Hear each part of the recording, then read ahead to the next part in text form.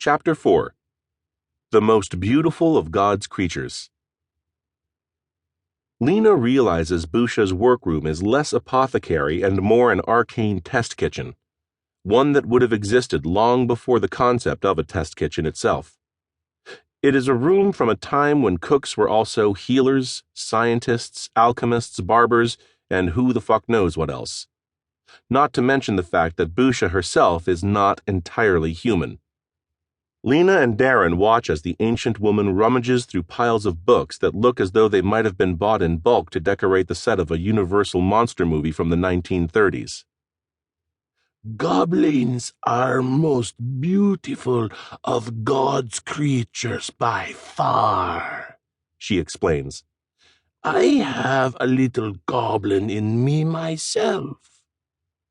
Ma'am? Darren asks. Busha turns and smiles a grandmotherly smile on him.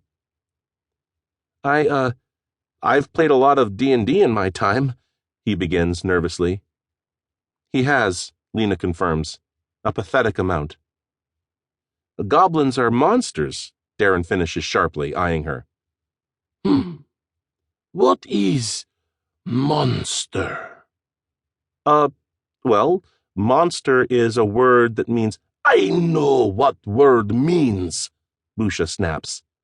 I ask you what you think makes something a monster.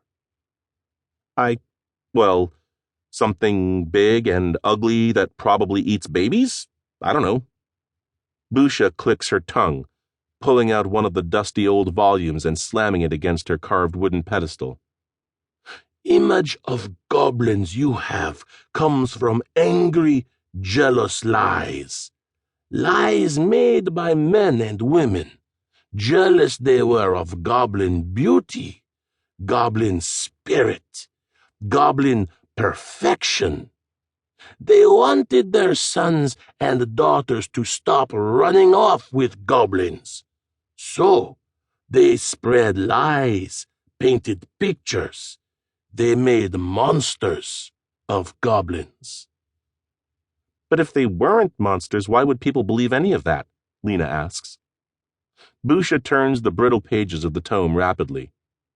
People were even more stupid back then. Ah, here we are. She steps aside and motions for them to both examine the pages of the book. The illustrations are old, faded, and crude.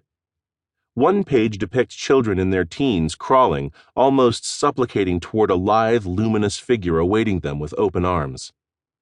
The opposing page depicts the same young people in the same setting, only now they're being torn apart by a monstrous fanged creature where the luminous figure stands in the first illustration. But they don't turn into monsters? Darren asks.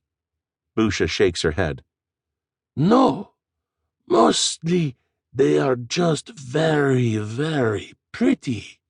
Their looks cast spell on most, snare them. This is how they make their way in the world, by their looks.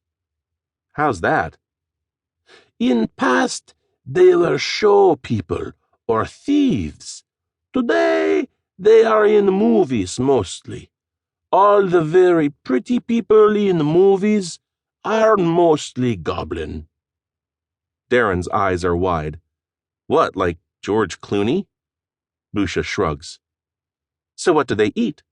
Lena asks impatiently. These goblins of yours. Busha makes a cluck sound with her tongue, but she lets Lena's tone slide. Gold is goblin delicacy. Gold what? Gold, Busha reiterates sharply. You mean like... Busha reaches out and pinches the gold chain around Darren's neck between the tip of her thumb and forefinger. She rattles the chain while enunciating slowly. Gold. Fine, they eat gold. I get it. How do you cook gold? Darren asks.